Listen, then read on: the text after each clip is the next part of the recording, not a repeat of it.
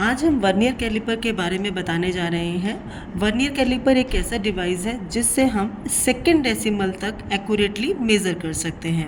Second decimal का मतलब है, मान लीजिए मेरे पास रीडिंग है 2.5 और यदि मुझे मेज़र करना है 2.52 उसकी एग्जैक्ट रीडिंग है, तो इसमें एक्यूरेटली मेज़र करने के लिए हम किसका इस्तेमाल करेंगे? वर्नियर कैलिपर का इस्तेमाल करेंगे।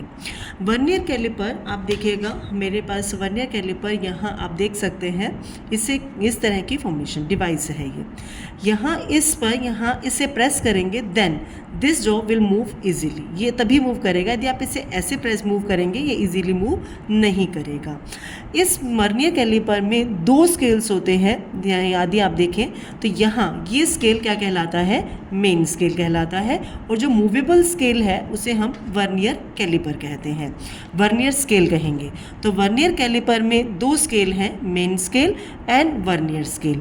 वर्नियर मेन स्केल बिल्कुल वैसा ही है जैसा आप अपने चाइल्डहुड से अपने स्केल को इस्तेमाल करते आ रहे हैं।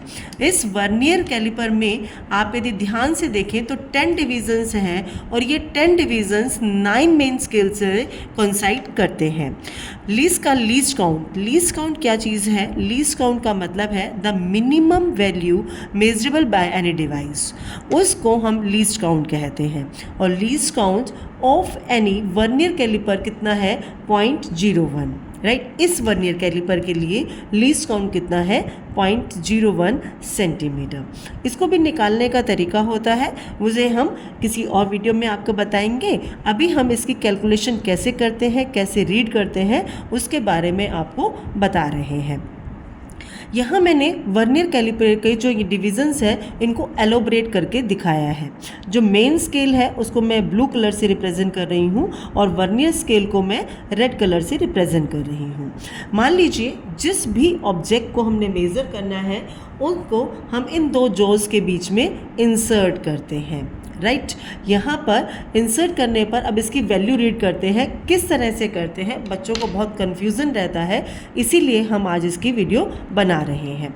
ये देखिएगा, जब आप इसे करते हैं तो ये वर्नियर का 0 है।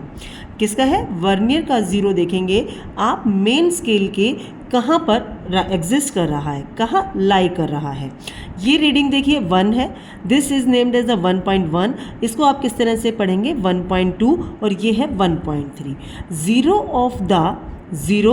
Of the vernier scale exist in between 1.2 and 1.3। तो आपकी जो मेन स्केल रीडिंग हो जाएगी वो हो जाएगी 1.2 सेंटीमीटर। कम वाली आप रीडिंग लेंगे 1.2 सेंटीमीटर, राइट।